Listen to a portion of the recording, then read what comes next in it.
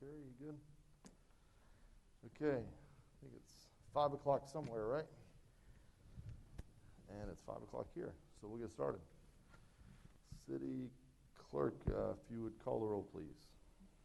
Mayor Owen. Here. Commissioner Hartman. Here. Commissioner Colodi. Here. Commissioner McGurk. Here. And Vice Mayor Sachs is absent. You'll Do I have have- to make a motion to. Yeah, do I have a motion to excuse Vice Mayor Sachs tonight? So moved. Second. City Clerk, call the roll. Commissioner McGurk. Yes. Commissioner Colodi. Yes. Commissioner Hartman. Yes. Mayor Owen. Yes. Thank you. Okay. Before we begin, first item up is going to be public participation. Good to see so many of you all here with us tonight. I just want to set out briefly kind of the high-level purpose of tonight. And my commission may have other thoughts as we dive in, but just, again, at a high level, the commission has talked on numerous occasions about how we interface and interact with the different advisory boards. We know we have a lot of dedicated citizens that are giving their time and energy and effort trying to provide as much value as they can. And so the question has been, how can we best leverage that? How can we make sure we're not meeting to meet, and that we're using that information, that we're providing clear direction, that we're receiving clear feedback, all of those kind of things. So that's kind of one item. And then a second item as a companion to that is, when you really dig into some of the boards, and we're going to have a presentation from the city clerk in a bit, when you dig in, there are some nuances, I'll call them, to the different criteria that make it sometimes a bit of a frustration, a headache, confusing to make appointments. And so I think my favorite example that I like to use is the Animal Advisory Board. There's requirements that someone has to own an animal, requirements someone can't own an animal, somebody has to be a turtle owner. I don't know. It's like it's a lot of very, very detailed requirements.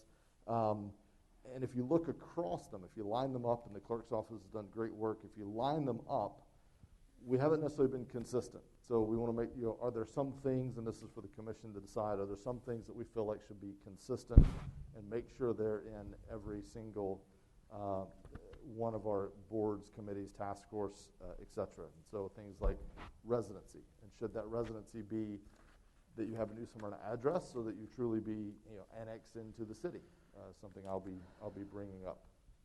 So, and then lastly, there are, and again, you'll hear this in the discussion, there are items that are formed for a certain purpose, and then they tend to live on in perpetuity.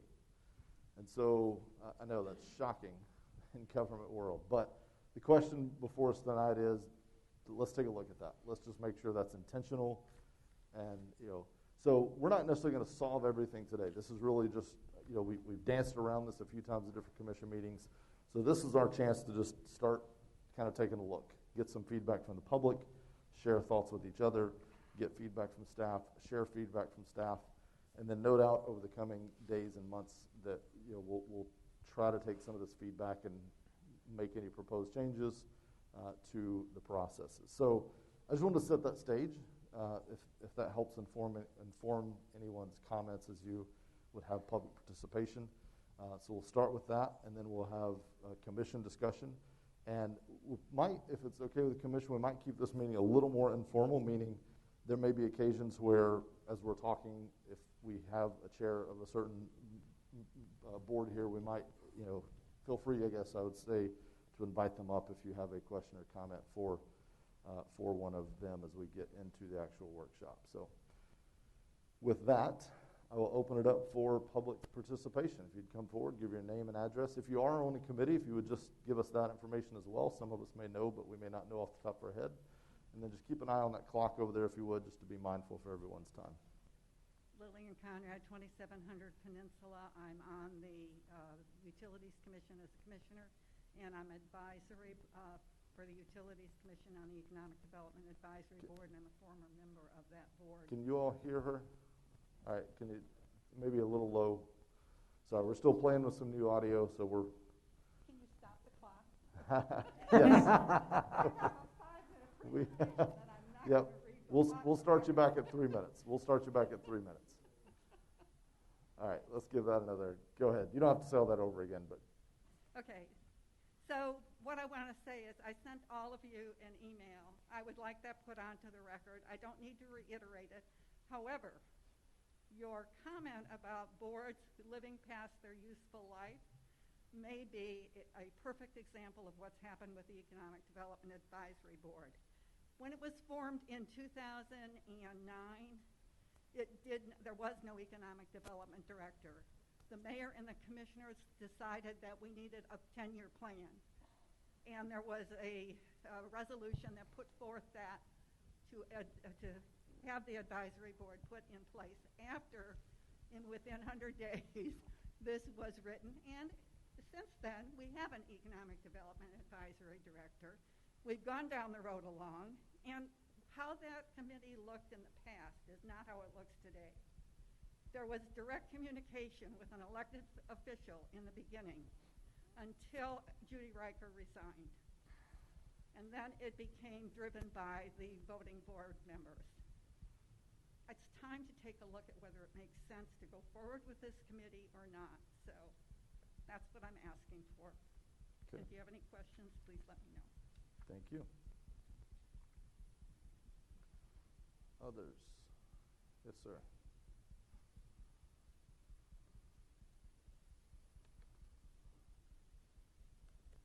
City Commissioners, Mayor Owen, thank you for the opportunity to speak this evening. I'm Dr. Stephen Minkin, the chairperson of the Economic Development Advisory Board, or the EDAB. Also a full-time citizen in New Smyrna Beach, and I wanted to address you this evening on the role and efficacy of the EDAB. According to the city website, the EDAB has had only 11 meeting agenda packets posted for the past 24-month period of January 2019 to December 2020. During those 11 meetings, the EDAB received updates on already completed or in-progress work for information-only purposes 6 times. 4 times no new business was presented, and only 1 meeting has no public record of the agenda on the city website. In other words, the EDAB since 2019 has been functioning as a body that merely receives the news of what is happening in the city, or is a meeting merely as formality. Resolution 2217, dated 26 September 2017, amending and restating the establishment of the EDAB, outlines the duties of the EDAB to make recommendations regarding the implementation and funding of the city's economic development plan, foster economic development, and perform other duties and assignments as requested by this body or the city manager. Based upon the agenda topics for the past 24 months, the EDAB is not accomplishing these duties, but serving as a rubber stamp committee for programs, initiatives, and partnerships that have already been decided upon and entered into by the city. The EDAB has not been given the opportunity to lead any substantive initiatives or to help further the economic development of the city. The members of the EDAB bring to you a level of expertise at no cost that consultants would charge exorbitant hourly rates for. Your EDAB is comprised of local leaders, business owners, retired senior military officers, consultants, real estate experts, CEOs, and company presidents. The staff is spending scarce resources to prepare, record, and report on EDAB meetings when that time could be spent on other higher-level city priorities if the EDAB is to merely continue as a news reporting forum for the city. I encourage the Commission to develop a true plan of engagement for the EDAB that contains meaningful, value-added work for this group of experts to undertake for the city. The membership is hungry and willing to assist, but without a specific list of projects the city needs help on, the EDAB will continue to serve little to no purpose. I thank you for your attention on this matter and applaud your efforts to refocus the role, purpose, and application of the city's advisory boards. Thank you. Good comments. Yes, sir.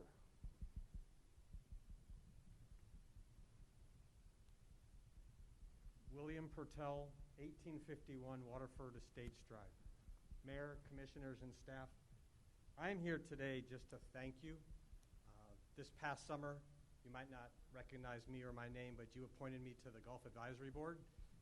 My wife and I, we moved to New Smyrna Beach a couple years ago, And you know, you go to retire and you have 35 years of experience and knowledge, and what do you do with it once you retire? So I just want to greatly thank you for giving me the opportunity to participate.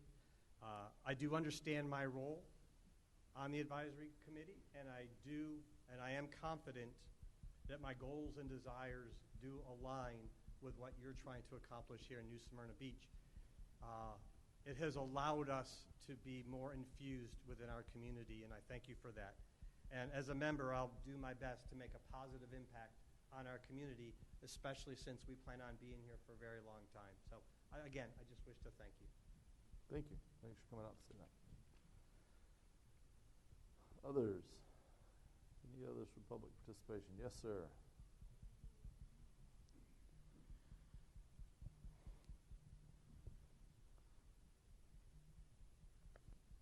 Good evening, everyone. Good evening. Pastor Pete, 615 Washington Street. It doesn't apply to me anymore, but it was one of my concerns a while back. That as you're discussing the boards that you look at in the criteria, persons like myself that are pastors that are in the area, but we would actually reside somewhere else, but we spend 80-90% of our time in the area. I know that was a problem for me at one point being on the board. Some of the boards that I was actually approached because I actually had an address in Edgewater, but I spent most of my time here in New Smyrna, having a vested interest in New Smyrna. Secondly, also actually to look at some of the criteria as far as, I guess you have conflict of interest. A lot of the projects, for instance, myself, they're involved with my church and some of the things I do. I would like to serve on some boards, but if I'm going to run into a conflict of interest where I can't express myself or be able to say that I don't think this is going to work for my business, then I don't want my hands tied. So that's another reason why I stayed away from a lot of boards. So just something to think about. I know it's complex when you start dealing with conflict of interest, but I think that's something that we'd have to, I don't know if that can be a case-by-case maybe or a variance, but some way to give the people that work in the area a little bit more freedom to be able to be a part. I know on one board they signed me as an at-large member. I guess I just couldn't vote, something like that, but I was able to sit through it. So I just thought I'd bring it up in case there's someone else that might fit that same category. And since you're having a discussion, that was actually the purpose why I came out to say. All right, thank you. Thank Have you. a good evening. Thanks. Good things to consider. Any others? All right. Yeah, so show of hands, how many of you serve on an advisory board that are in the audience today, serve on an advisory board here in New Smyrna presently? 1, 2, 3, 4, 5, 6, 7, 8, 9, 14 or so. Yeah. Excellent. Thank you all. And all the others are here because they want to sign up. So, all right. So we'll close public participation for now. Like I said, I'm going to keep that. If any of my colleagues want to ping the audience, we can certainly do that as we go through this meeting. So with that, I was going to open it up. Kelly had put together just a little bit of kind of data and information that she was going to go through. You can stop that timer if you would, and then turn the timer off if you would. Right there in front of you, the timer. Yeah. Sorry. All right, perfect. So Kelly's going to run through this.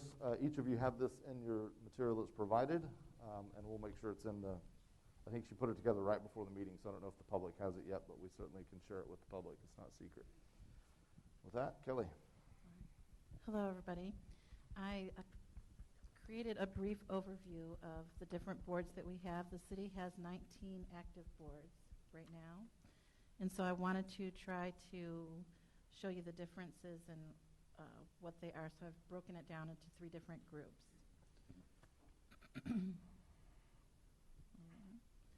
The first is advisory boards. We have 5: Airport Community Development Block Grant, Economic Development Golf, and Leisure Activities Advisory Board. These boards typically provide advice, non-binding, to the City Commission. They don't have administrative powers to include quasi-judicial or advisory powers, meaning administrative decisions. They don't have the authority to vote on legal issues, and a resolution is used to create those meeting bodies. Boards and commissions, we have 11 of them, as you'll see here. Animal control, building trade, city commission, code enforcement, CRA, fire pension, historic preservation, housing authority, planning and zoning, police pension, and utilities commission.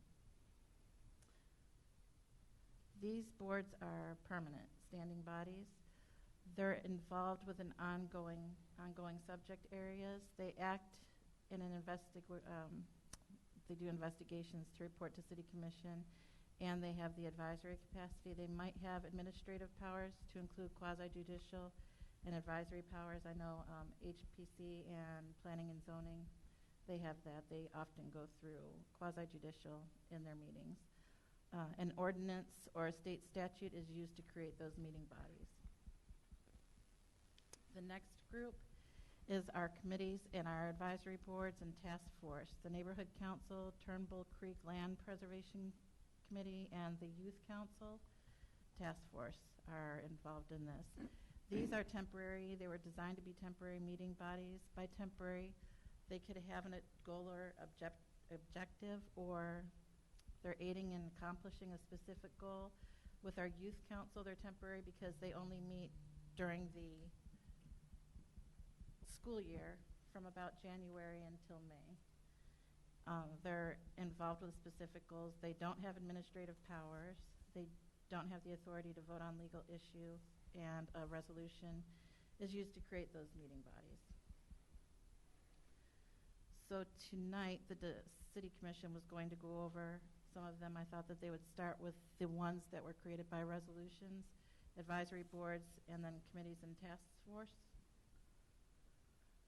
So what I've been asked in the past is to try to make a matrix or design a matrix that would show the criteria that the mayor was just referring to about the different people on the board, what qualifications they might have.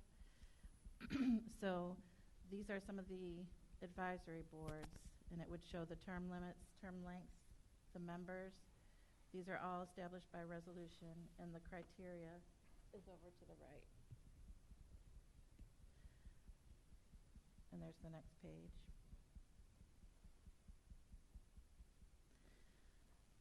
And I can flip back. Mhm. But the last one, the notes on here, what I discovered when I was going through some of these founding resolutions was that there were 3 boards that stood out. The CDBG, that was actually established in 2010, and it was with the intent to solicit the assistance of a group of knowledgeable citizens regarding the Community Development Block Grant. It was a 5-year plan that coincided with the city's existing partnership with Volusia County's CDBG program. So that was established then. It was supposed to last for 5 years. The next one is the Leisure Activities Advisory Board.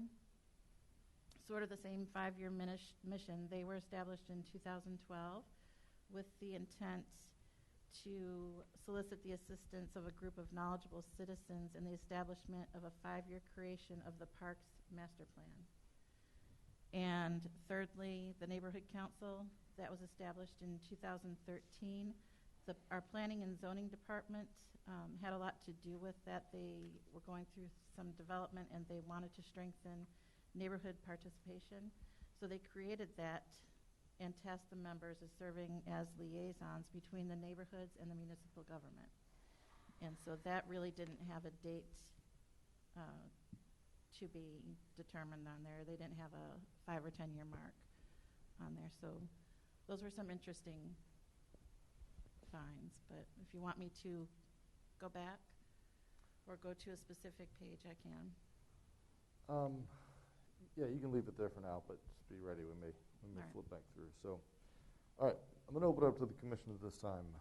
What are your thoughts, observations, questions, comments? Commissioner Gallotti. Well, I would like to see some uniformity as to how long the members stand on the board. I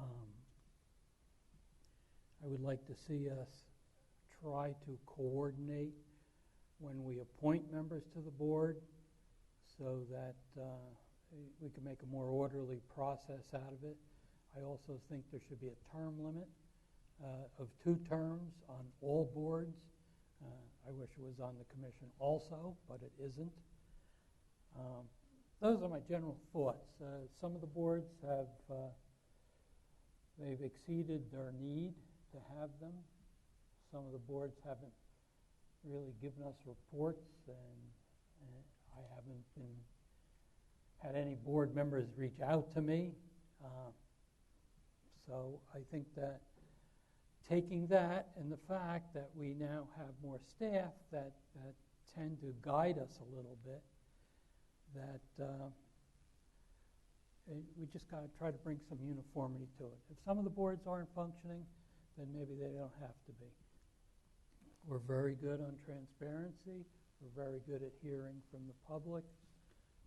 I'm sure they'd be, if they felt something was running amiss, that they would bring it to our attention.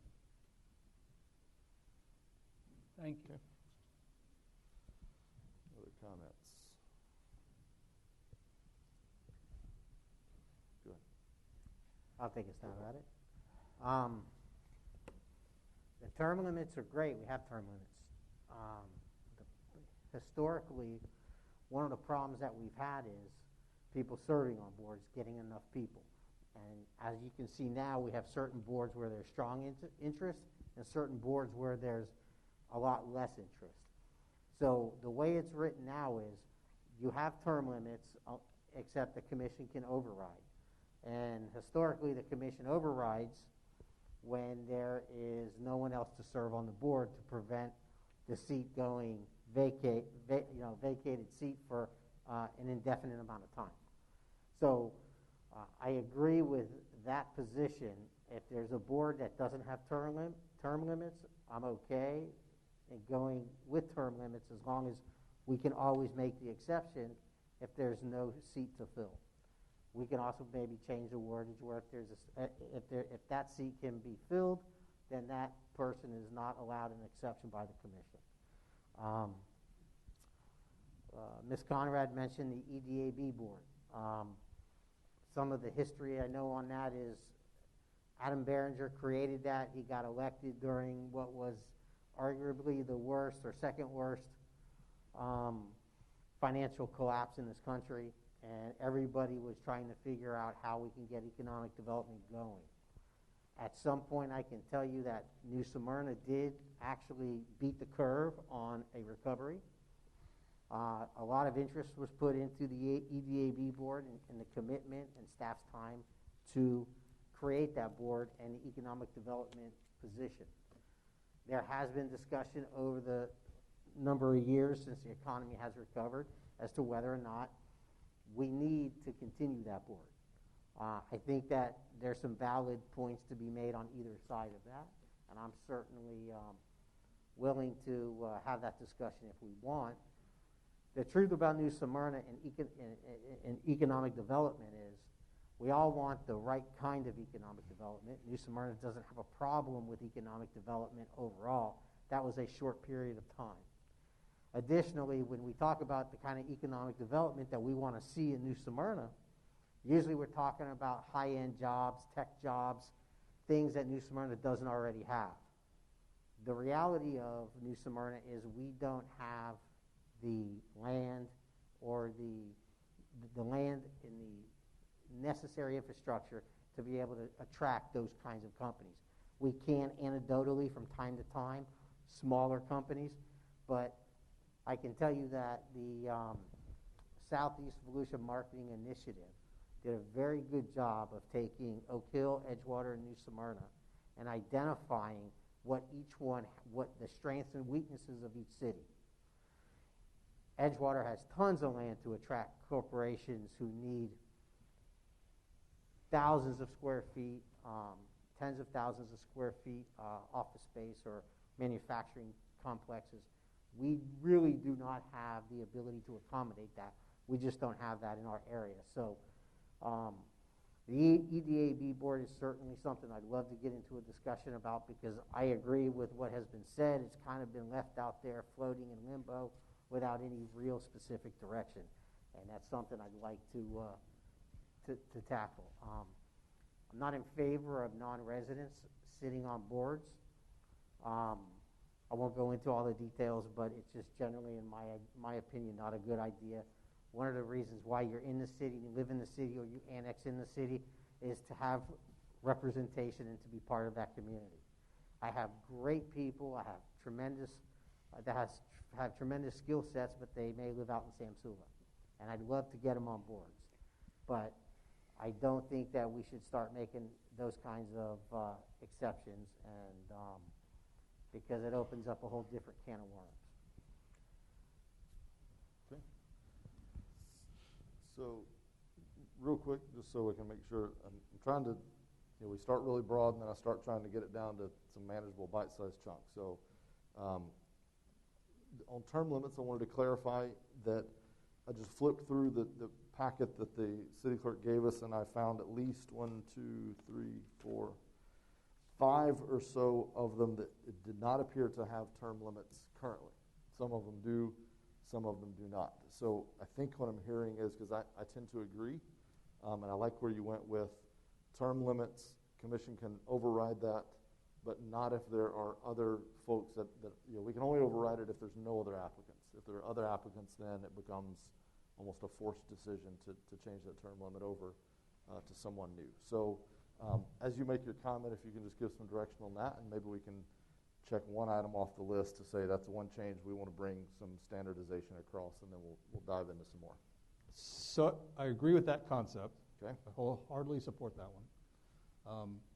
There should be term limits unless there are no available applicants, and then so that the board doesn't fall short, then we can extend somebody's term. The other was, I agree that they should be New Smyrna Beach residents, where I appreciate Pastor Pete's comments that where we do have individuals that spend a lot of time here, I truly think that these boards need to be made up of residents. I think this is a great opportunity for people to feel a part of the New Smyrna Beach city government. It gives them a chance to participate where they may not otherwise have that chance. And so I think it's important that we, and even the short time that I've lived here, our population has grown. I think our demographics has changed a little bit. With COVID, more people are staying at home, working from home, so they're here more locally. They can see what's going on, have a better sense and feel for what their neighborhoods are like and how they feel. So I'm a proponent of residents only on these boards. And I think there was only one or two that somebody had to be outside the city, or could be. The other thing is, the other two things that I had was, I think maybe, as we had the two speakers say, maybe the boards need to go back and reevaluate themselves. Maybe they need to meet and say, hey, as the Economic Development Board, are we truly functioning as we should? Do we truly need to be functioning as we should?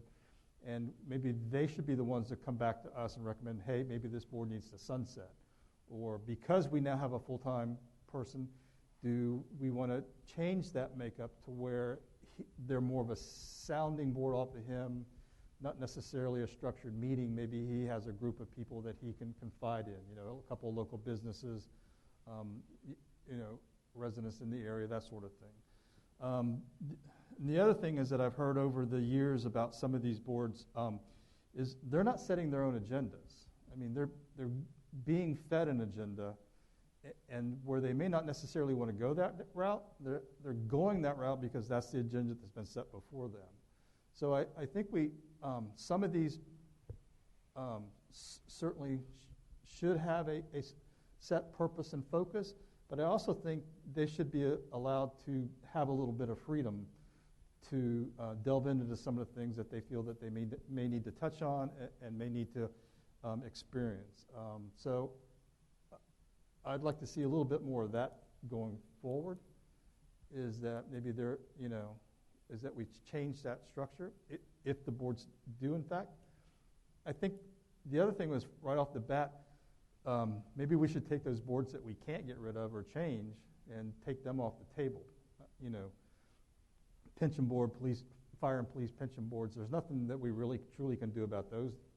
They're kind of a statutory. Anything that has a statutory application to it, you know, we can't really change or alter. We could tweak it, but, you know, not get rid of it completely or sunset it. So I think maybe we should look at those and just like take them off the table completely so that we, you know, we don't even necessarily have to discuss those. And that may kind of shorten this list some. And then the other is, I guess, you know, I know there's a lot of staff involvement in a lot of these boards, but truly doesn't need to be that much. If they're truly an independent board, they have a direction by resolution, they have some guidance, maybe they just, you know, need somebody to help them with the minutes or something like that, but do they truly need a staff person there every single board meeting? You know, maybe they could alternate to free up some of staff's time. So those are just my thoughts. Okay. It's been mentioned a couple times. I just want to give a quick staff shout out and some credit to Kelly and her whole team and Phil. Actually, one of the changes we made a couple of years ago that I think we're seeing paying dividends now is we modernized the process of applying to be on a board. This was a paper process. You had to come into the clerk and fill it out and give a drop of blood and all that. And now we have it. It's online. You can apply online.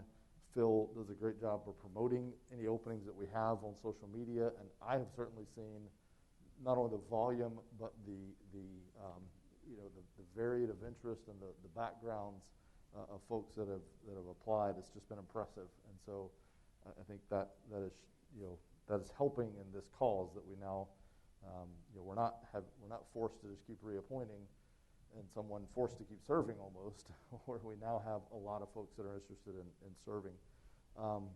So I tend to agree on the term limits. So I think, and just to be clear to Commissioner Hartman, on some of these are by resolution, some are by ordinance. All of them we can make, I think, Carrie, correct me if I'm wrong, but all of them we could make minor tweaks. We couldn't sunset the pension board, of course. We have to have one. But if we wanted to do some things to line up some of these criteria, one question I would pose in addition to term limits, first of all, a number was thrown out of 2 terms. You know, what direction do we want to give staff there? I'm comfortable with 2 terms. But also, if you scan down it, some are 3-year terms, some are 2-year terms. There's a 4-year term on EDAB. That's a lot of commitment to ask from a citizen to sign up for a 4-year term.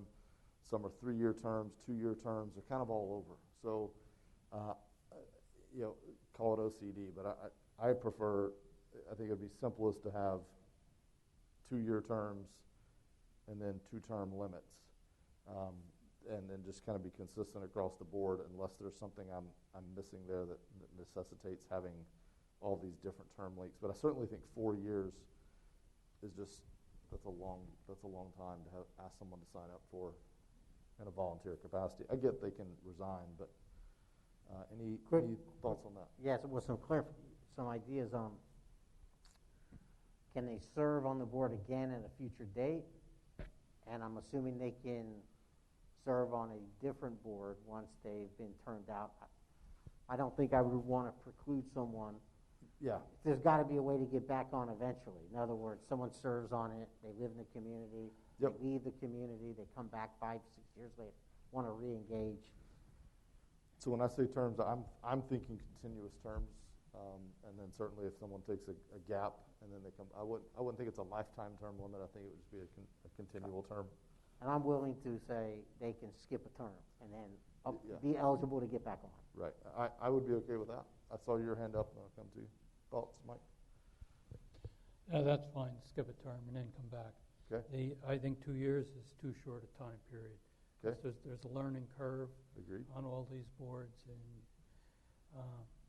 I think you need at least 3 years on it. On allowing somebody to serve if there's no other applicants kind of points to the fact that maybe the board's not necessary. Hey, I agree with you that we can do that, but we really got to look to see what the board is turning out and whether they feel productive. It may sound like I'm trying to eliminate a lot of boards. It's not the case. I started out on what was then the Mayor's Economic Advisory Board, served on that for it was 2 years perhaps, and that was during the period of the first rewrite of the first issue, and really we didn't add anything new. We just changed some words here and there. So I'm not sure that board really has a lot to offer. I was then on planning and zoning, which I felt was very important, and that's kind of tied down by statute as to how it should function. So I don't know if there's a lot to do with that. That should be a longer term, that one particular board. And I agree with Mike on 3 years. And, you know, to make it easy, I don't have a problem with any of the boards. Just having them consistent at 3 years, 2 terms. Okay. Take 1 term off, you're eligible to get back on. Just again, going back to, I think, Mayor, what you're talking about in terms of having consistency and clear understanding. Just uniformity is what I'm looking for. I'm also good with 3 years. I think 4 is too long, 2 may be too short. It's a good point. So I'm also okay with 3 years. I'm going to come back. I'm making a lot of notes. I'm going to come back and try to summarize all this for staff, make sure they've got clear direction. But did you have other comments? So I like the idea of 3 years because it takes it out of the election cycle. You know, it wouldn't happen here, but it may happen somewhere else. Who knows who may get elected, and it may be an issue. So the 3-year term keeps it out of the election cycle. But the boards need to have split terms. I don't want everybody expiring on the same time. Yes. Because Very you important. have to have that consistency. You have to have that history that follows along to help the new board members kind of catch up and get along. So. Yeah, the next challenge for Kelly is figuring out how to stagger everybody. Yeah, I think a lot of them have been staggered. There may be a few where we, like Turnbull, we created a board, so they all had contiguous terms. But for the most part, I think a lot of them have gotten staggered over time, and if they're not, we can kind of force that by we just force it.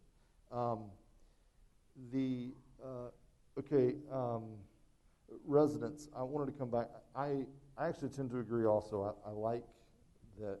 I believe that residency should be a requirement. I actually would go a step further and say the residency should be New Smyrna Beach resident, meaning a New Smyrna Beach tax-paying resident, not just that your driver's license says NSB, because there is a difference. At one point we were being that particular on who we handed sandbags to. We don't do that anymore, and that's the right move. But I think we should be that particular on our boards, because I think Commissioner McGurk said, that's who we serve, and that's who we truly represent. Not that I don't represent everyone, but if there's folks that are in the county, they should be functioning and being involved at the county level, not necessarily at the city level. So, so where you reside, the place where you reside, has to be within the city limits. Within the city limits, and be a New Smyrna tax-paying citizen. Well, if you're renting, the problem is. That's a good point. Yeah. So we'd have to. So I love where you're going with it, So but yes, where you reside has to reside. be a. What's the right term for it, Carrie? Is it? It's Not, if they were in the ISBA, that's not good enough. They have to be actually city residents, like in. yes, Yes. but I'm okay if they're a tenant in a place that is a. Does that make sense? Somebody get where I'm going with that? Yeah. Do I have agreement on that? Anybody have other thoughts? Okay. Agreed. I would say, and we're going to give staff a lot. She's going to have to come back to us and say, okay, here's some things you didn't think about and some other impacts. For things like this, obviously, if we have folks on the board now, I'm not wanting to run anybody off. So I'd say we let them serve out, and then this just becomes the new criteria for any appointments from this point So it goes forward. forward. It's not retroactive in any Exactly. way. It goes forward from the date adopted. Yeah, because that's not fair to anyone that's volunteered to serve, but I do think it's the criteria we should raise the bar to. Okay, we have some of our boards, and I don't see it on this list necessarily, but Kelly, do we not have some of our boards where, I know neighborhood council for sure, but are there others where it is by zone and we say we have to have certain number of people by zone, or is that just neighborhood council? Neighborhood council is the zone, Yep. at least 2 members appointed by each commissioner from a zone. The other one is CDBG. They have a criteria where they have to reside In that CDBG in a area? certain area Yeah. that's defined by Volusia County, Okay, and it's a mapped area, so that's the only criteria regarding, but that's not Okay. particularly a zone. so I just wanted to call that out. I think that is something we should monitor, and with the new software, we are able to monitor that, where we can see the appointees by zone. And so I think we should be careful with having advisory committees that are, entirely representative of only 1 or 2 zones. But I think it could become a management nightmare to try and, hey, we're looking for appointees from this area. For the scale of city that we are, I don't think we should lace that in any further, but I just wanted to call it out and make sure that we were in, that anybody had any other thoughts on that. And then we'll come back to neighborhood council in a bit, but I see no issues with that, okay? Meeting time, I see most of these meet quarterly, some meet monthly. Is that the right cadence? I mean, you heard one report, some are, it had only met, I forget the exact number, 11 times in the past 24 months, or no, it was even less. I wrote it down somewhere. I guess the question is that the right cadence? Do we need them monthly? Should they all be quarterly? I tend to think probably quarterly is the right cadence. I think monthly may be a little too much, but I'm open to thoughts. Quarterly. Okay. That one mainly, neighborhood council meets monthly. Youth council is monthly, but they have only a short window. Okay. Which boards, I mean, you talking about all of them, or the ones that are Yeah, mainly these that Kelly had given us that are the kind of the advisory and the committee and task force. Obviously, like P&Z has to meet monthly. That's a given. yeah. Yeah. So no, I'm But mainly focusing on the ones in our agenda package that she gave as more of the, I'll call them the discretionary boards, if you will. So is it better to meet quarterly and add new meetings if you need them, or have the staff and everybody the expectation and ability to be able to meet monthly, but go ahead and cancel them if you don't need to? I prefer quarterly, and then if it's, again, we go into some other great recession and we need, certain boards to meet on a monthly basis, I think it'd be easier, like we do. We can call a workshop versus it being canceled. I just think it's a bad look for the public, for the board members. I think it almost makes it seem like it's a devaluation of, hey, we're canceling that meeting. So my personal is, I think, quarterly, and then they can always meet more if needed.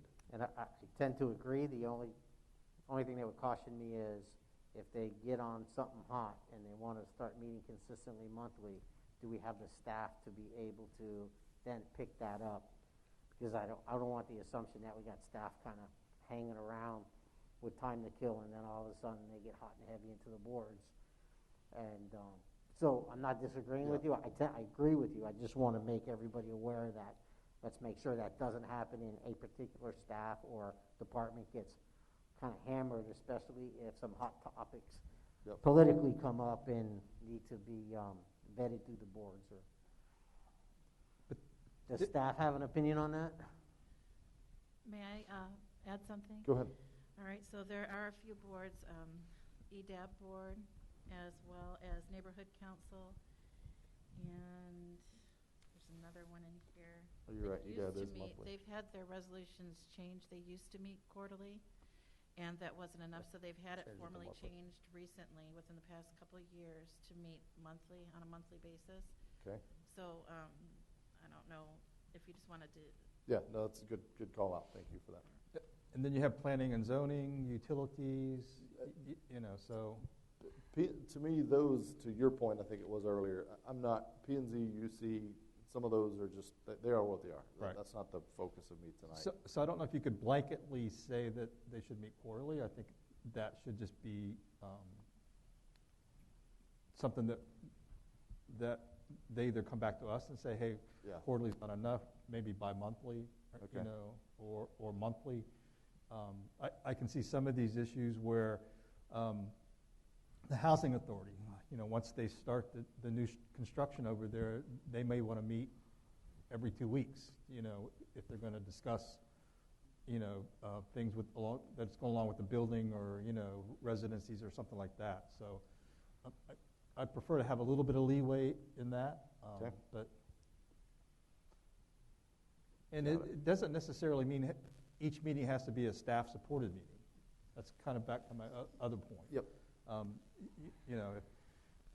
If neighborhood council had something that staff wanted to present to them to think about, to act on, they could do that. But the next meeting, maybe they just wanted to do something amongst themselves to say, hey, let's talk about a neighborhood beautification project or something like that. That staff doesn't necessarily need to be there. They can. Still need minutes, though. Yeah, keep the minutes, yes, we have to have the minutes, but, I mean, a planner doesn't have to be there, so I think they're smart enough to figure that part out, but certainly to keep the minutes, we would have to do that, so. Yeah, so I'd like to keep that kind of an open thing. Okay. And maybe, going forward, we can pick out the ones that we know are going to meet. I know planning and zoning is monthly, but, when there's nothing on the agenda or Brian has nothing for them, they can cancel that. And as long as there's adequate notification, I think that's certainly appropriate to do that also, so. Okay. Oh, sorry, go ahead. Were you finished? I'm done. Okay. I wanted to come back, Carrie, really quick. I just saw a note. And so Pastor Carter talked about conflict of interest. Share with us if you would, and if you need a minute to think about it, I can come back to you. But to me, on most of these, especially the advisory boards, they're not making binding decisions. I'm not so concerned with conflict of interest. P&Z, code enforcement, obviously some of those, I think we do have to be careful about that, and we have rules, and the legal team works. Yeah, and So- there's forms you fill out when there is a conflict of interest, but just not wanting to vote or that kind of thing is not a conflict of interest. The way Florida statutes define a conflict of interest is a financial interest in the outcome of a vote. Yeah. So So using the example given by the public speaker, if he's on an advisory board that is just giving an opinion on something, and he says, well, hey, I happen to own a business in that area, and here's my opinion based on that, that's not necessarily even a conflict of interest. Now, if he's on planning and zoning, and they're debating to give a variance or not to his business, then that would be, but even that doesn't mean he can't serve. It would just mean on that one vote, there would be a process to follow that our legal team would work with him or her in that process. correct. Okay. Good description. Okay. So hopefully that helps a little bit with, really, I would say don't hold back. If you think someone wants to be involved, don't hold back, even if there would possibly be, which would probably be a rarity, but even if there would be a true conflict of interest, there's ways to address that, and then you address it for that one item, and then you move on, and you can be involved in all the other items. So, okay, the last kind of two things I wanted to go through is, Commissioner Hartman, you brought them up. So this notion of the agenda, like what do the advisory boards and the committees and the task force, what are they focusing on? What do they go into a meeting planning to talk about and discuss and work on? And then what is the output of that? How do we get that feedback? How do we even maybe have input into, hey, can you take a look at this, wondered this? I found one example, and I was going to look it up today, but I ran out of time.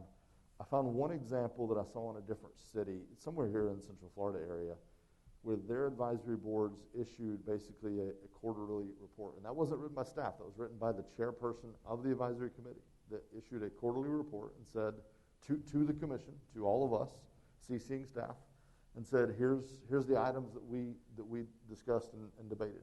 And again, this isn't for P&Z and some of those that are legislative. This is for the more what I'd call advisory. Let's take EDAB as a good example. For them to say, in our expertise, here's the things we thought that were important to talk about this past quarter, and here's what we talked about, and here's some things for the commission to consider, to weigh, etc. I don't have it all figured out yet, but I feel like we do need some more direction on that. Maybe the right approach is to kind of put that back to some of the advisory committees and say, give us your thoughts, give us your feedback on, So I'll stop there. What is the commission's thoughts on that? Anybody else?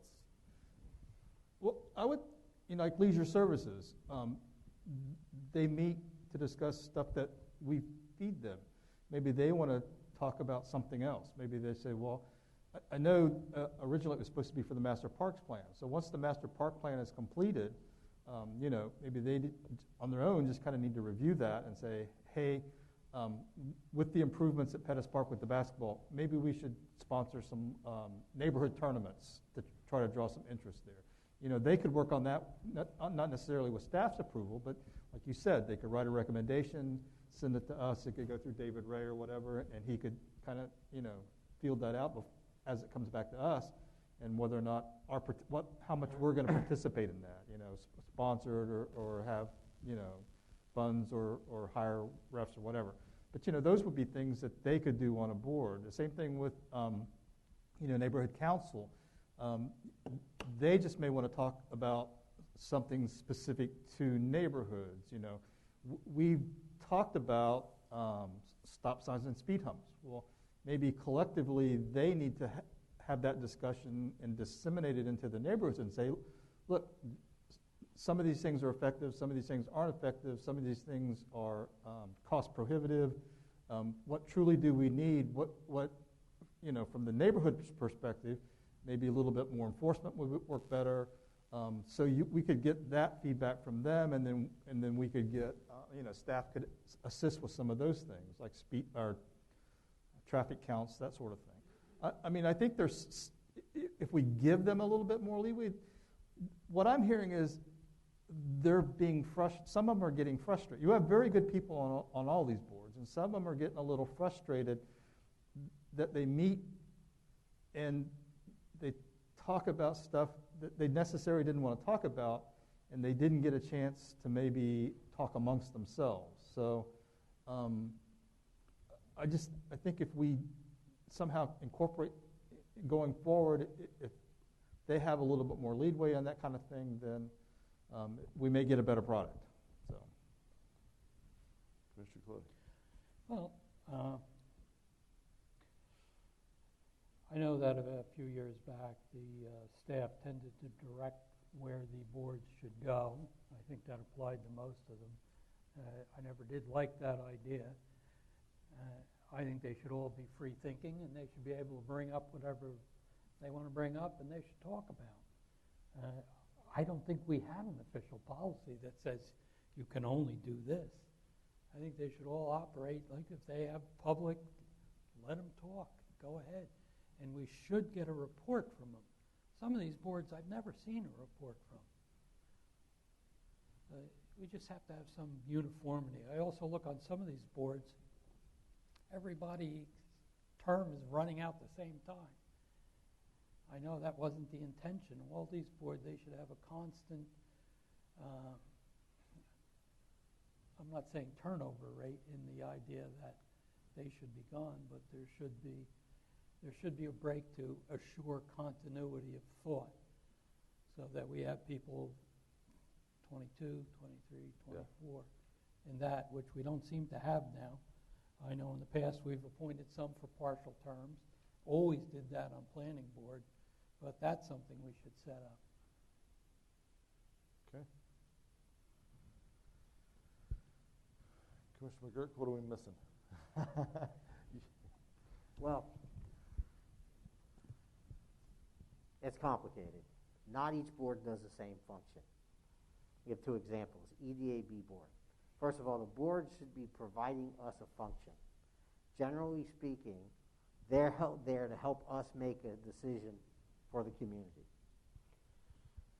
They're not necessarily functioning independently by themselves.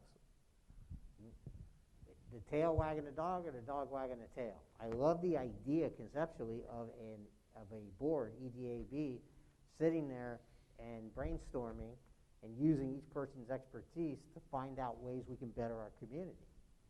Now that sounds great, but how does that functionally happen? Are they peppering us constantly with all kinds of ideas? Are they, what's their role? What is staff's role?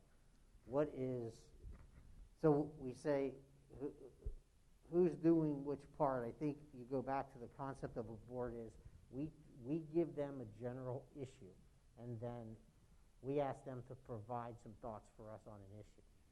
I think if you have just independent boards thinking by themselves, we're going to end up in the same position we are now. They're not happy with, clearly there's a problem.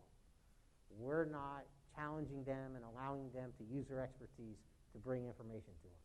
On the other hand, we can get the same problem, but the opposite. They're eager to do a lot of stuff. We have to slow them down. That's not our primary or staff's primary function of what we do is to field all kinds of ideas. We go back to the boards.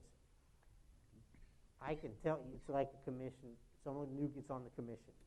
There's about and we talk about a learning curve. There's about a good solid year, 2-year learning curve.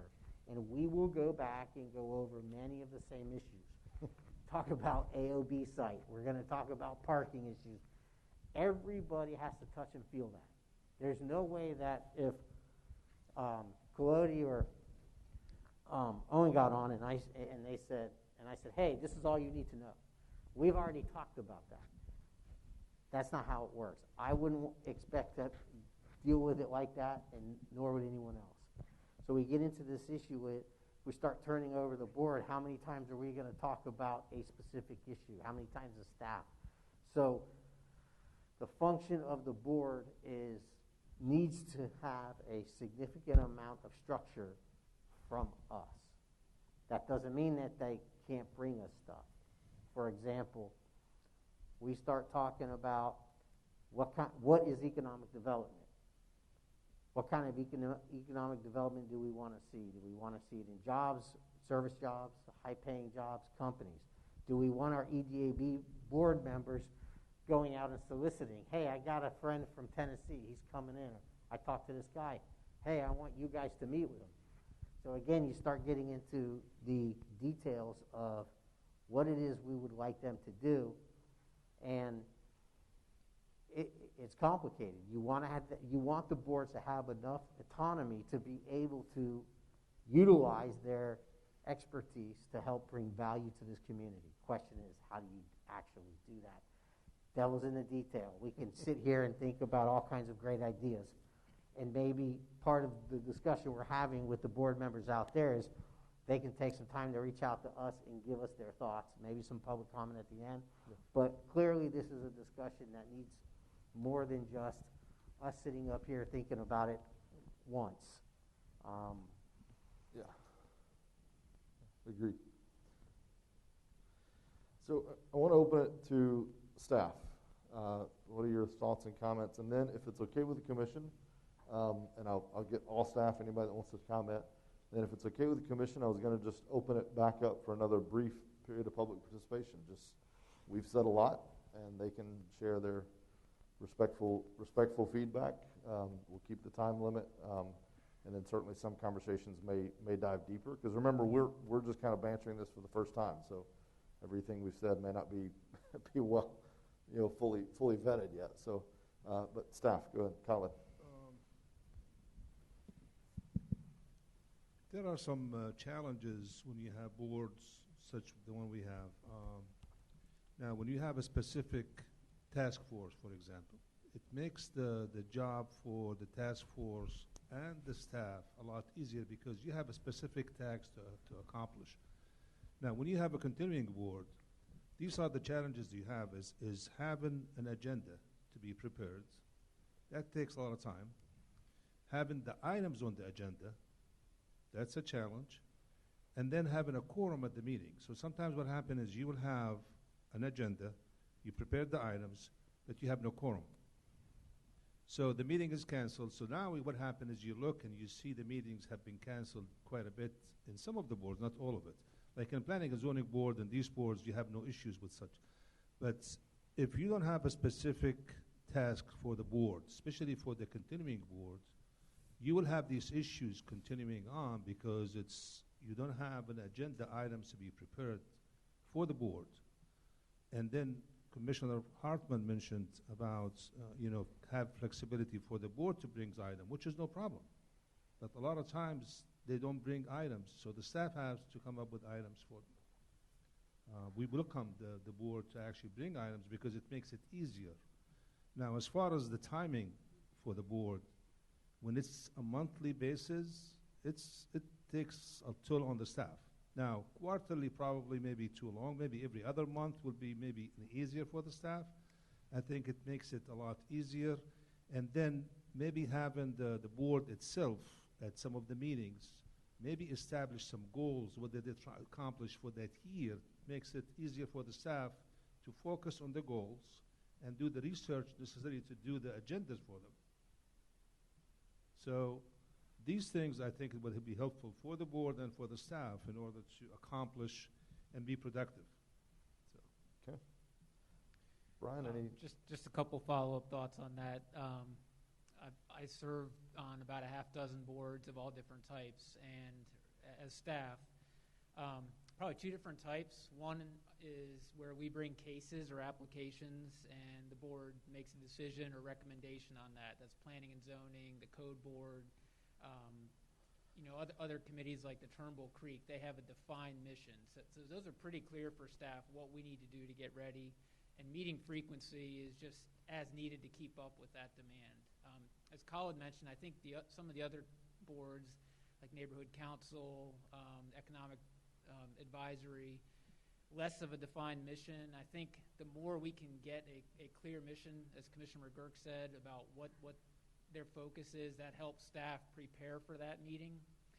And sometimes we don't know, do those agenda items come from staff? Do they come from the board, or should they come from the commission? I think that's probably where we lose focus a little bit, and we could use some direction. Okay, good feedback. Kelly, Sharon, Carrie, anything to add working our way this way? I do. Phil Vesky took his time to create these slides, and I wanted to see if he was here, if he can explain them. Yeah. It's pretty important information. Yeah, go ahead. Yeah, I saw that one pop up, and I was trying to read it. So, yeah, I'm glad you brought that up.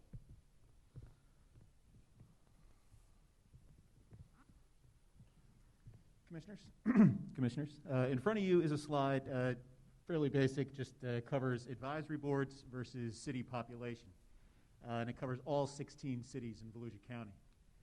Some trend items to pull from this, some key takeaways. You'll see that some of the smaller cities like Pearson, Oak Hill, Lake Helen, that have some staff members that are wearing 2 or 3 hats at the same time, don't really have the bandwidth to accommodate a lot of boards. You'll see them just kind of with the statutory requirements, and that's it.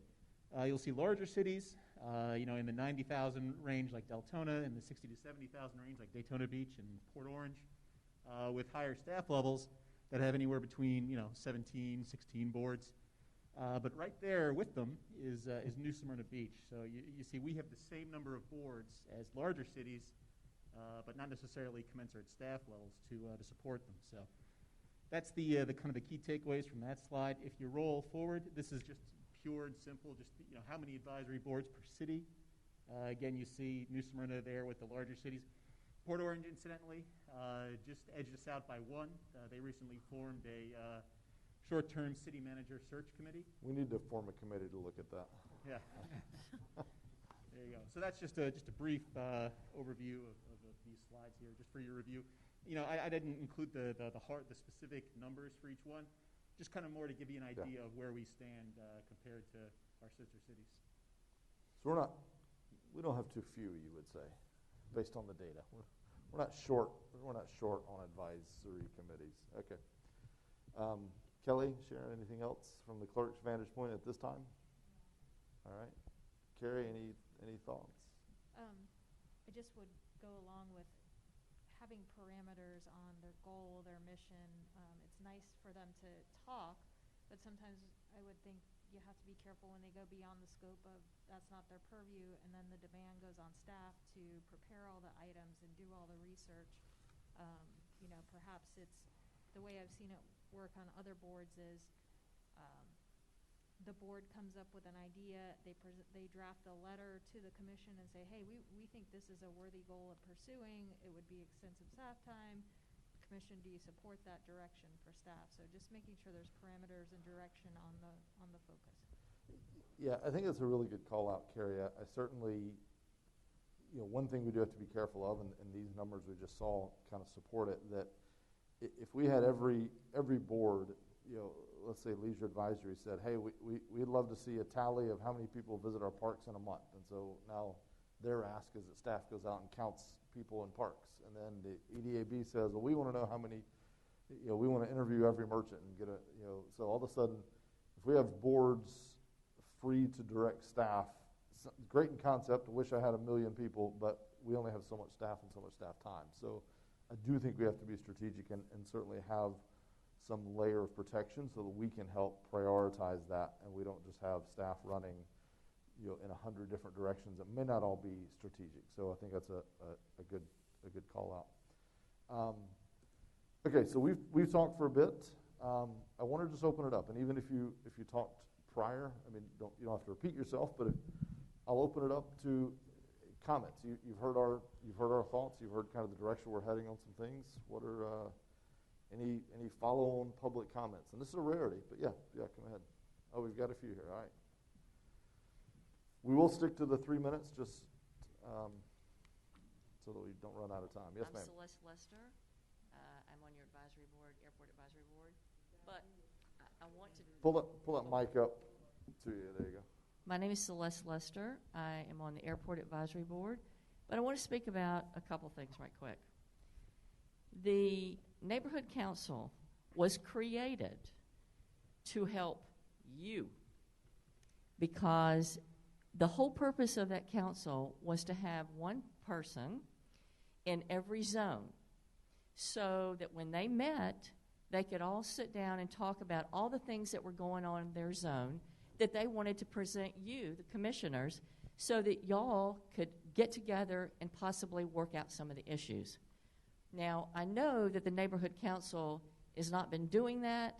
I know that they've been presented with all different kinds of, how would I say, presentations of different things and stuff like that. Well, that's great, and I understand that. But that was not the purpose of the neighborhood council. It was to help all the commissioners to tell them what was going on in town, And so I just wanted to say that.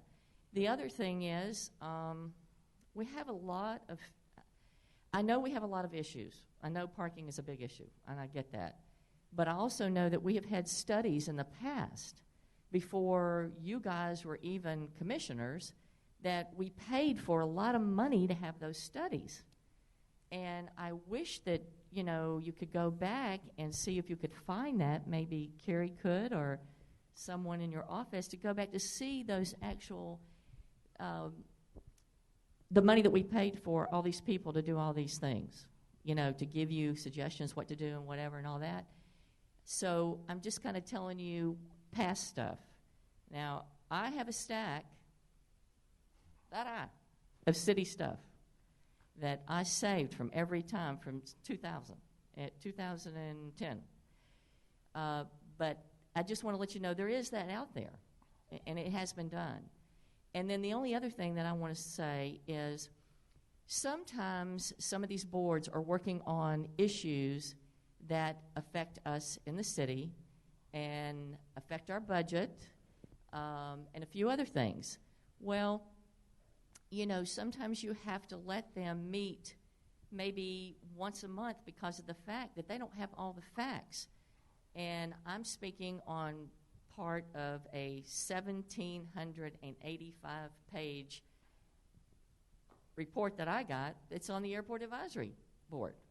So, how many people do you think is going to read 1,785 pages? Because I care. And that airport's very important to me. And I want that airport to make money. I don't want it to be something that's not bringing us, because I think that's your greatest asset. And you know that I've said that many times before. The airport is your greatest asset. Yes, ma'am. Because we don't have a lot of property. Thank you. Thank you. Thank you. Yes, sir.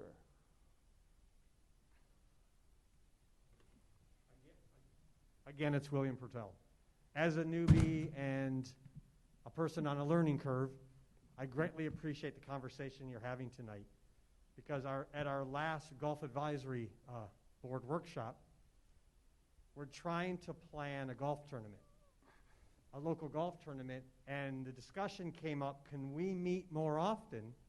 Because quarterly is not enough time if you want to plan an event like that. So I'm glad to hear that the possibility is there that we can meet quarterly, but if we have a special project like a golf tournament, we can meet on a regular basis, as long as possibly we keep the minutes if we can't get staff. So I greatly appreciate this information.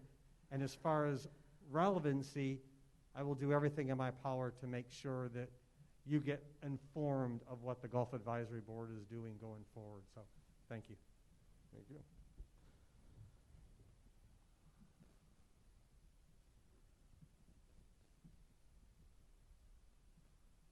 Stephen Mencken again. Thanks for the opportunity to provide additional comments.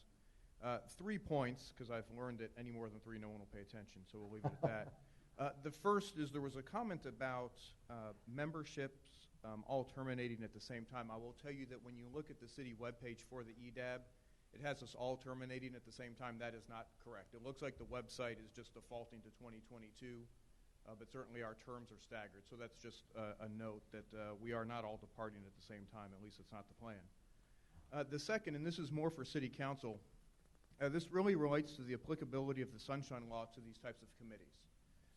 When you look at the Government and Sunshine Manual by the State Attorney General from 2020, it says that the dispositive question is that whether or not the committee has been delegated decision-making authority as opposed to mere information gathering or fact-finding authority. And I will tell you that under the EDAB, we have been unable to meet and continue to operate and provide helpful counsel to the city because of the applicability of the Sunshine Law to that committee. But I would contend that based off of the definition of how the EDAB is operating, and we are not a decision-making board, I think there might be an overreach in terms of applying that legislation to the board. So I would ask that City Council consider that for advisement so that we know the proper way to operate and be more effective for you all as commissioners. Finally, there was a comment about, hey, if we gave the committee, the EDAB rather, an opportunity, a specific task or a project, and let them run with it, that's exactly what we're looking for. A perfect example is that small business forum that happened not too long ago. That is something that the EDAB is certainly able to take and lead and run with for the city. We've got small business owners on there. We've got folks that mentor and develop and grow CEOs. So why not let the EDAB run with that versus taking the staff's time to do those types of things?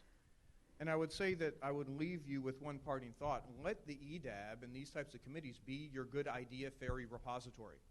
So as you as commissioners have good ideas that come up and you just don't have the resources to handle them, those are perfect opportunities to turf those over to something like the EDAB. Let us run with it, and let us do the research, and let us come back with a meaningful report to you all and a recommendation, which is what we're truly chartered to do. And then you, as the decision-making body, decide whether or not it's value-added or not. But I can guarantee you there's a million good ideas out there that staff comes up with that you just don't have the resources to throw at. Throw them at us and let us handle those. Thanks for the additional time. Yes, sir. Go. Get used to this new mic. Thank you for your comments. I appreciate that. I appreciate you serving on the EDAB board. Do you feel that you guys, you all serving on that board, can get out or will do the work that you can do without requiring staff's time? And I say this in the context that, because I've served on a number of boards, the idea is not speaking for you, but you show up to a board, you look at the agenda, you come up with an idea, and then the board's work is done. All of a sudden, staff is tasked with whatever ideas people came up with. But I think what I'm hearing from you is you're saying, wait, let us do that work. Let us and then it goes to your issue with Sunshine. If you guys are able to meet and discuss, or not meet, talk to each other in between meetings, then what you can bring to a meeting is holistic and almost complete for your recommendation. Staff takes a look at it, staff takes it, disseminates it to the commission, maybe we have a discussion on it at some point. Is that kind of the idea where you're going with Yes, this? sir. Yeah, that's spot on. And I will tell you that in discussions with the EDAB meetings, at our formal meetings, every one of them is hungry to help and provide assistance to the city. But being hamstrung by the Sunshine Law, even though we probably don't fall under it, prohibits us from being able to do that substantive work outside of the hour and a half that we meet every month or every quarter. And when you do that and you can't meet, then you have meetings. So I'm talking from just my perspective. I love the idea, and I'd love to see that from your board. The Sunshine issue is a little more complicated, and that's because I think we err on the side of caution, because it gets very messy, can be very expensive. All you need is one accusation. Right. And all your work and all the people working on it, all of a sudden, it get marred in controversy. So I understand your frustration with Sunshine. We have it. You know, I always get a kick out of, we're going to sell a piece of land. And I would love to be able to pull the mayor over and say, hey, mayor, look, I'll sell it for $800,000, but I really think we can get $1 million for it. So let's kind of hold out. But we don't get to do that. Right. And it is challenging and it's difficult. So with the Sunshine, I would, as frustrating as it is, I would want to, I would prefer the board to work under the guidance of Sunshine, simply as a precautionary, if not anything else, just erring on the side of caution. No, and I understand that, and I think with the membership that you have on that board now, you know, we could have those value-added meetings, and even if we had to have them more regularly without staff support, if we had a task to go accomplish it, we'd get it done. And if we have to do it and have the minutes or whatever, we'll do it. But I think you've got a group of folks that are willing to take on that responsibility. We're just waiting for something to take on. Thank you. Okay, thank you. Carrie, at the end of this, I'll let you comment a bit on Sunshine and share some case law that I'm sure you're anxious to share. Yes, sir. Good evening. Just to follow up on the issue about the Sunshine, one of the challenges for the neighborhood council has been when wanting to have meetings in communities, and if you have two representatives from each zone, then you run into this dilemma again around the Sunshine Law. And I think if we could clarify, if there is some leeway, I understand the issue of concern about a legal action, but it does hamstring those, at least the boards I've been on, that do not have decision making, but are just recommending. So it's something to think about, and I don't know where we stand on that. But it does, I think, constrict particularly neighborhood-relating activities. And connecting with that is the issue that how information is transferred. We used to have really good minutes taken in the neighborhood council, and they have had to stop because of the concern about liability issues, about misrepresenting information or misstating it, as I understand it. But how do the committees and boards get that information to you? And you've raised that tonight in a variety of ways. Certainly, I think a quarterly report might be a way of addressing that. But I think it is frustrating when we had such good minutes and we can't do that any longer. And there may be very good reasons for that. But it does then beg the question of how do we get that information to you all, and how is it helpful? The other thing that has been mentioned a lot tonight about staff and staff support. Has that ever been budgeted? I mean, what does it cost the city to have people, staff, at all these boards and committees? It's obvious we have a fair number of boards and committees compared to other cities, and there must be a cost factor to that. So, do we get to a point where it's too costly to have that many boards, or that it pressurizes the staff so much that it's not helping the city? So I don't know how you figure that, but there must be a cost figure to staff involvement, and maybe that's something that would help us get through that as well. The issue of zone meetings, particularly in relation to neighborhood council, I really do feel the commissioners having a zone meeting once a year is a great idea, and I really think that's a great focus point for the neighborhood council members to be involved in their zone, and it does give a larger forum for that. And I appreciate the discussion about whether you should meet quarterly, monthly. It's particularly an interesting question, like the gentleman before, about if you have an issue that's really, you need a lot of work on, but then there are times maybe you don't need as much time between. So I appreciate that discussion. Also, the city manager had a chairs meeting a while back, and that was a very helpful meeting, I thought, and bringing all the chairs of the different committees and boards together. And it was a great learning curve kind of thing, and I think that is something I'd like to see happen again. I thought that was a beneficial piece. And just the last thing is, somebody mentioned conflict of interest. Just to remind everybody, we had a very serious conflict of interest on our Planning and Zoning Board, and it took community members a long period of time to work to get that member off that committee. So it is something we do need to be mindful of. We have had experience with that, so I'm glad that was raised tonight, and I appreciate the time you're spending. Thank you. Carrie, before we have more public comment, let's just talk about the sunshine thing real quick since it keeps coming up. So share your thoughts. Correct. So the gentleman was correct that if you're strictly a fact-finding committee, then the Sunshine Law wouldn't apply.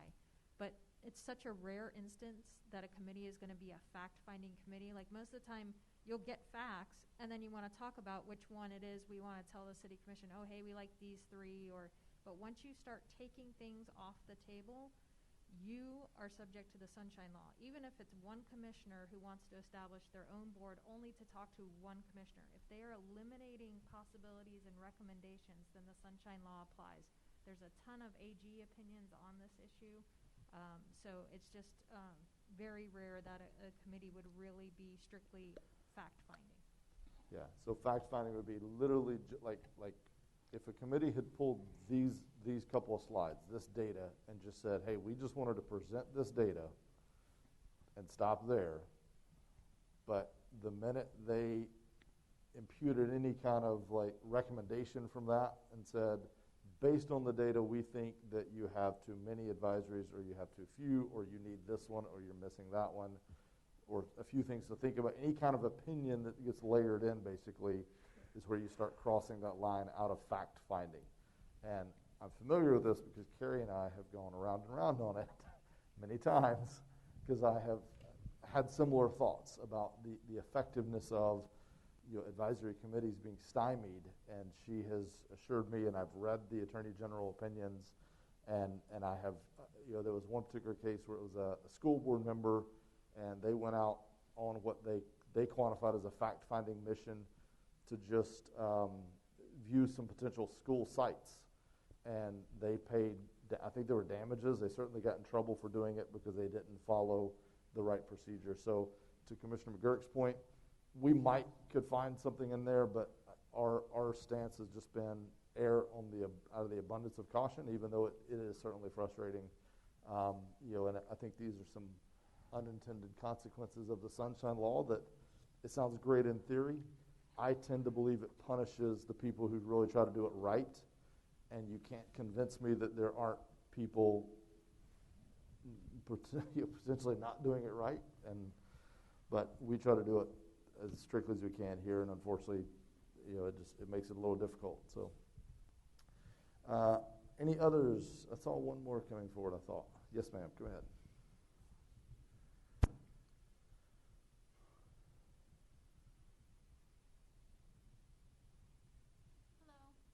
Hello. My name is Maureen Terrell. I just wanted to say I really appreciate you all looking at all of the boards tonight and evaluating them. I mean, the slide that Philip Vesky did that showed how many boards we have per population just to me screams we probably have too many boards. And I just look at all the time, even just this meeting tonight, it's taking a lot of your time. And if boards, have sort of outlived their time, it's time to maybe phase some of them out. So, again, that's all I had to say. Thank you, and have a great night. Thank you. Yes, sir, come ahead. Good evening, and I certainly appreciate the opportunity to be here and that you had this meeting tonight. I learned a lot. My name's Bruce Henry. I'm the current chair of the Leisure Services Committee. I think I've totally exploded the term limit for that committee, but I would say we operate pretty much as has been described, that you would imagine, that the staff mostly brings things to us and then we discuss it and give opinions. But we have ample input from the community, any interested parties. We've never had any real acrimony or issues with that. But I think the idea to go back and kind of take a look or do a self-assessment of the role of our committee and what we're doing and if we're satisfied is a great idea, so I'm going to promote that at the next meeting. So thanks very much. Okay, thank you. Yes, ma'am.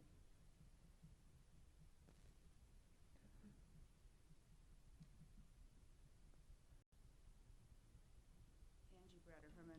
I can only speak to the Historic Preservation Commission, which I'm serving on and have served on for a number of years. I'm talking about the frustration of that committee that I've felt among our members is that the committee has tended to be case-focused. And as you know, the provisions of the historic preservation are quite broad and include such things as education of the community around historic preservation, about meeting with other committees and groups that are interested in historic preservation, but this is something we've never been able to do. And the last, I think since I started, we've had a numerous number of times that the meetings have been canceled. And it's very hard to get any kind of teamwork or group feeling about what we're trying to do with meetings that are not held. I cannot see that committee working any less than meeting monthly. So I really would encourage you to take a look at that. And I also think that for myself, when I first went on the committee, I was surprised that there were no annual reports on the Historic Preservation Commission. So I could never figure out what the committee was actually doing all that time. So I really encourage you to think about demanding annual reports from committees. Thank you. So I was just reading the founding ordinance 13-86, which means it was from 1986, is that correct? So item G, it shall submit an annual report by November 1st, covering previous October 1st through September 30th, which shall include various things. So interesting. Any others for public comments? All right. Seeing none, we'll again close public comment. Thank you all for sticking around and sharing those things. Gentlemen, what I heard tonight, let me just codify a few things that I think we can give staff some direction on, and then I'll open it up for any closing comments. So consistency of term and the inclusion of term limits across the committees. So length of term was at 3 years, and term limits of 2 years. 2 terms rather. But that just be two consecutive terms. So allowing for skip a term. There's probably some official name for that. And the inclusion of it being residents, New Smyrna Beach residents, limiting membership to New Smyrna Beach residents. And again, for everyone, these aren't set in stone. I'm trying to give direction, and then staff is going to come back to us over time. And this may take some time because we've got a lot of boards. To just come back and advise us, hey, here's what that would look like, or here's something we didn't anticipate. Here's some criteria that we need to make sure we're applying this correctly. But just in broad strokes, this is what I've heard tonight. So New Smyrna Beach resident, two terms, 3-year term length. And then I've heard support, at least I supported, I know Commissioner Hartman brought it up, so I believe he supported this idea of asking each of the boards and committees, again, excluding, I think, the ones that are more kind of task-oriented, so P&Z, code enforcement, but taking the others and basically looking for their input. What are the broad goals from the board? Soliciting their help in defining a mission, and then or opportunity. There may be opportunities for maybe there's opportunities for combination. Do we need board X and board Y? Maybe they could slowly combine over time. So I think just continuing to look at some of those opportunities would be good, and getting the input from the board, having the boards be introspective, and giving us some feedback. So that's some of the things I've heard today. Any additional comments or anything I missed? Carrie, go ahead first, and then I'll. Just one thing that seems to come up often is we have somebody who will come in and fill a term. I'm assuming you guys would want 2 full terms. So if they came in and filled the term, they still would be eligible for 2. Okay. I think so. And yeah, I'm seeing heads nod. So yes. Yeah. Filling in for an unexpired term is not counting in the term limit, yes. Commissioner Colodi. I agree with that completely, because we lost a good board member off one board because we didn't do that. What I would like to see is, well, first of all, for everybody who's out here who has served on a board, that's great, because it's the only way that we can get some input. We just have to figure out the way to get that input. What I would like to see the staff do is take maybe 3 or 4 boards and review.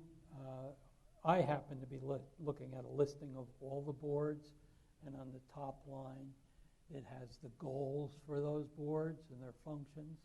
I would like them to look at that and make specific recommendations on that. And I would like to do it maybe 3 or 4 boards at a time. Set aside a workshop, look at that, so we can orderly go through with this. And I would just go A to Z or Z to A. I have no preference. If it's a board like the planning board, we should still look at it, even though its goal is kind of set by ordinance and state statutes.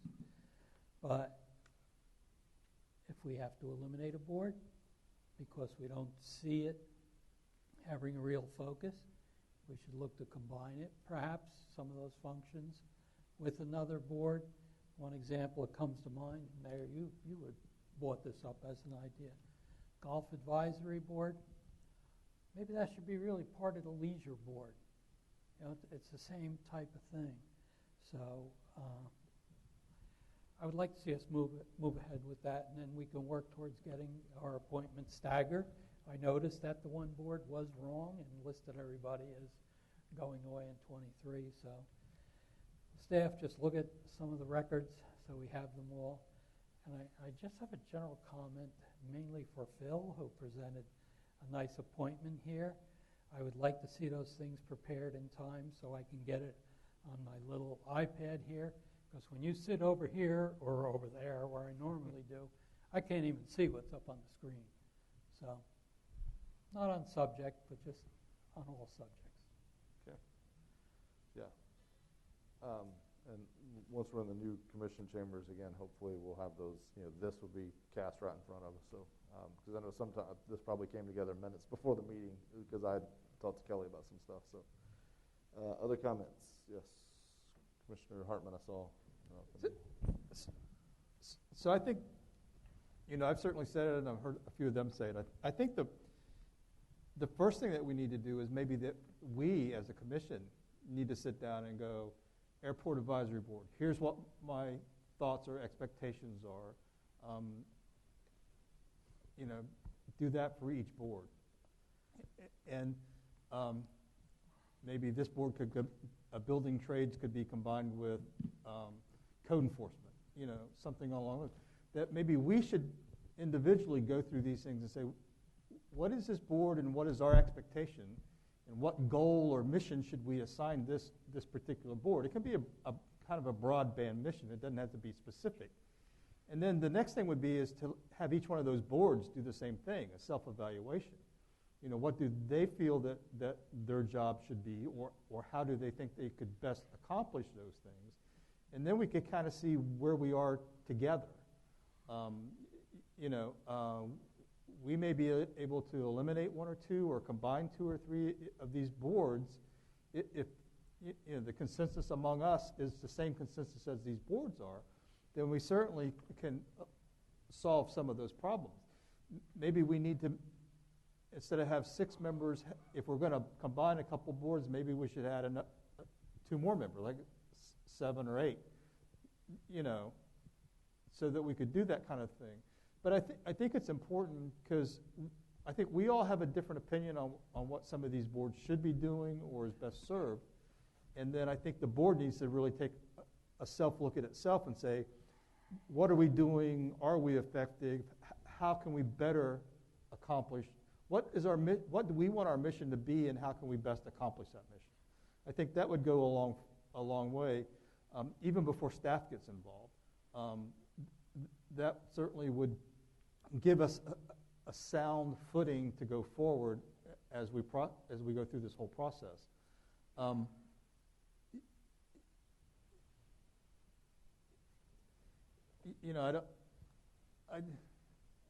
Economic development was given a specific task to do a 5-year study.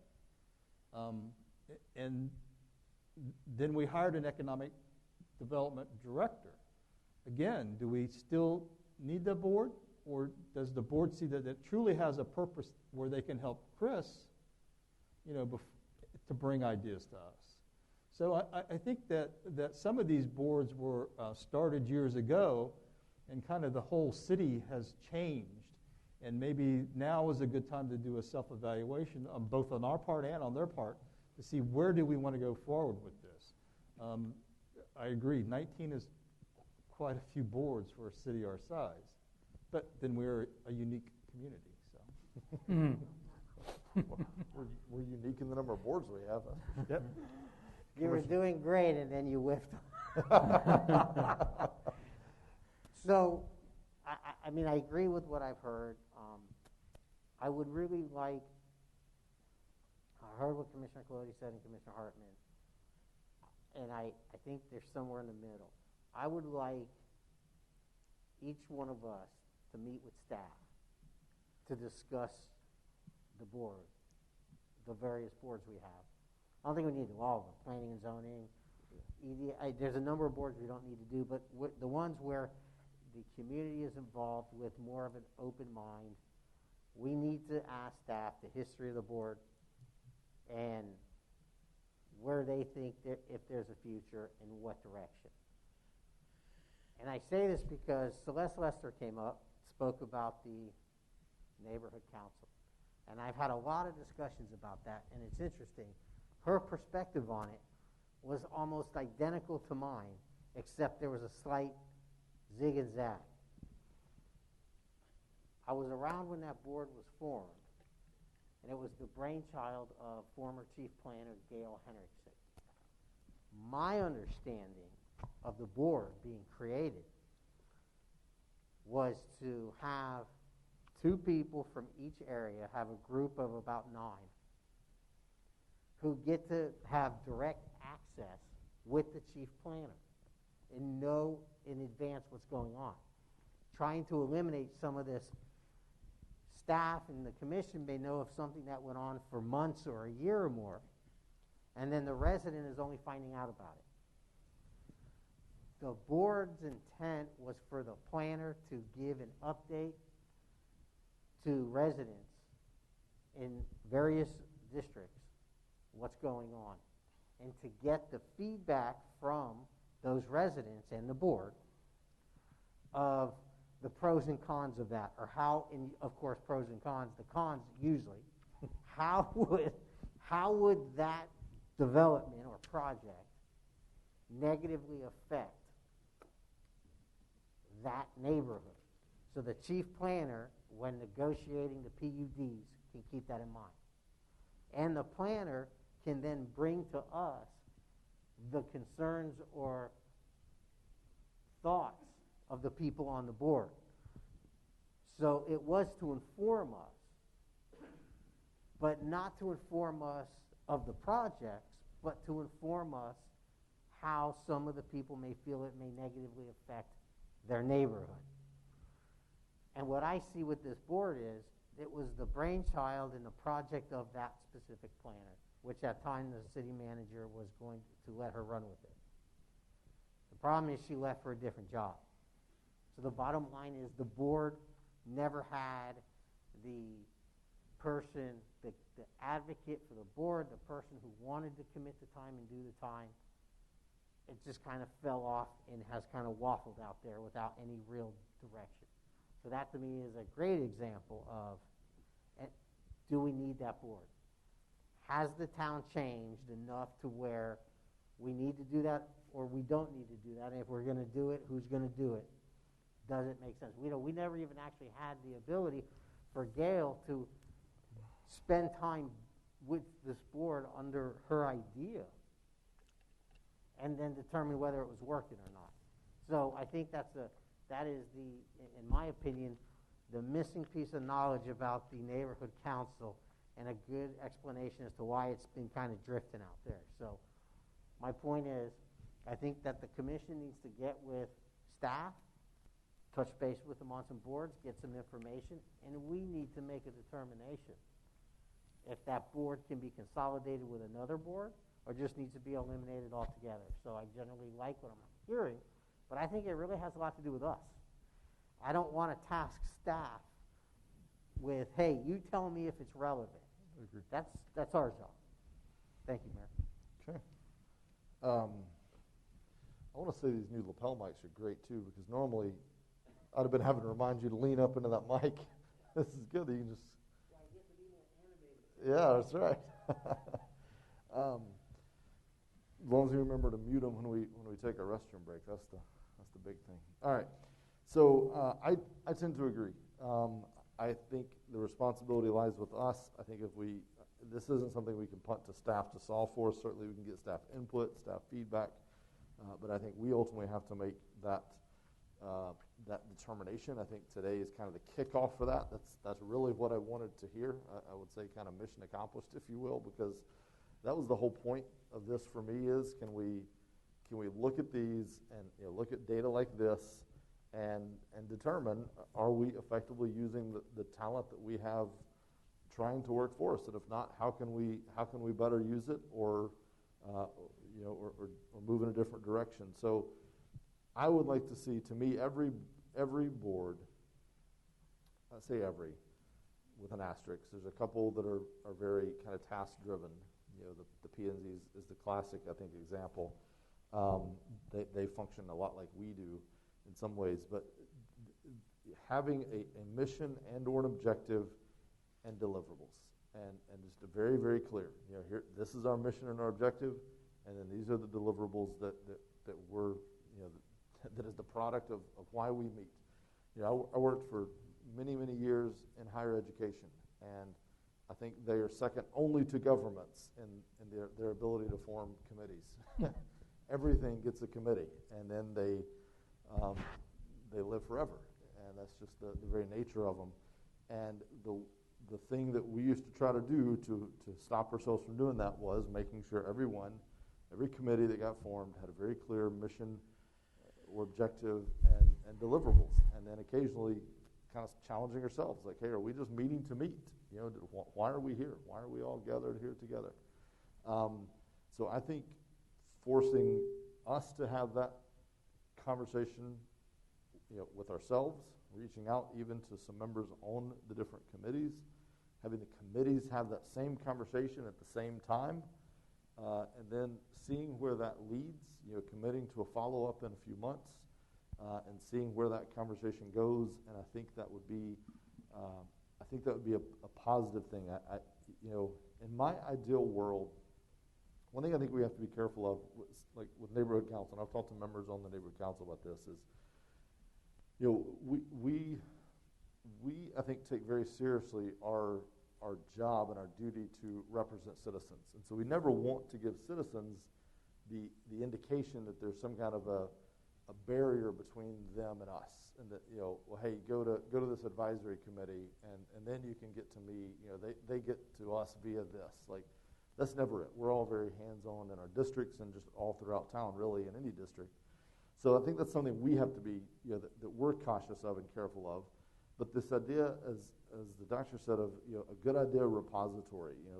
The golf tournament is a great example. I didn't even know it was happening, frankly, but a committee that's very involved and they can take on something that they're very passionate about and drive that over the finish line.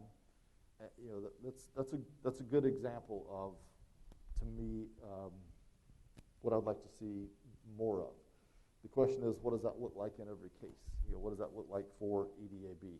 I have some ideas. I have some things that I would love to just talk through. This isn't a simple thing. I'm certainly going to spend some more time looking at other cities and organizations and how they have done it, and hopefully we can trend towards something where we have a mission, objective, and deliverables, and maybe we've even, maybe we've been more strategic in the number that we have.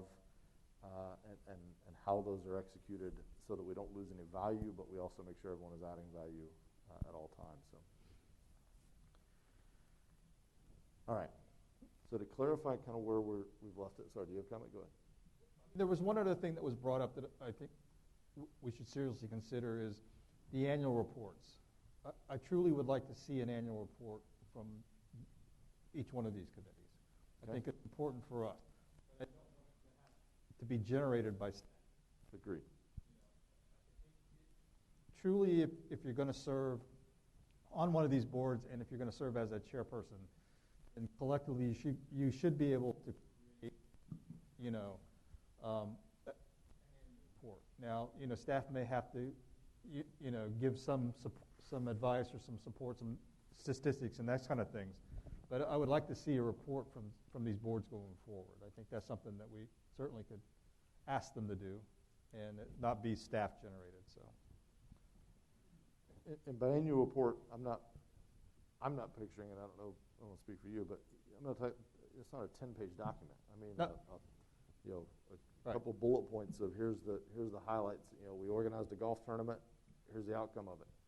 That's what we focused on.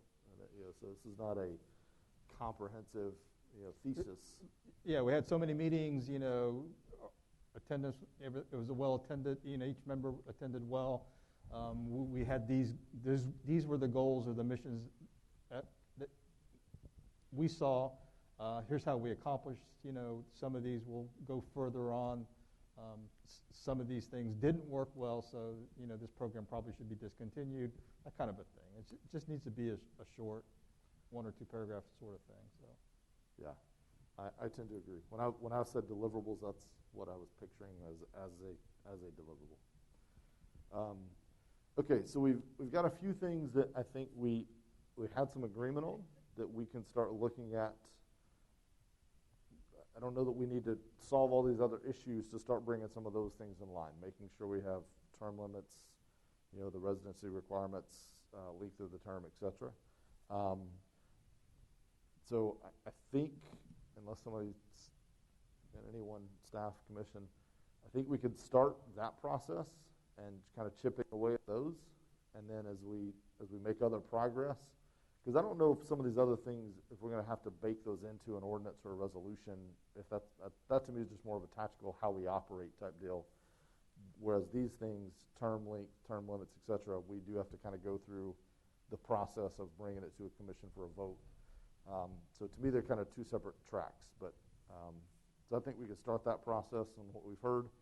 Kelly, you can start working through that process and advise us during commission reports or during your clerk reports at the end of the meeting how that's going. If you have any questions, concerns, comments, and then eventually we'll start seeing those changes pop up on agendas, and we can continue this conversation with staff and with the advisory boards.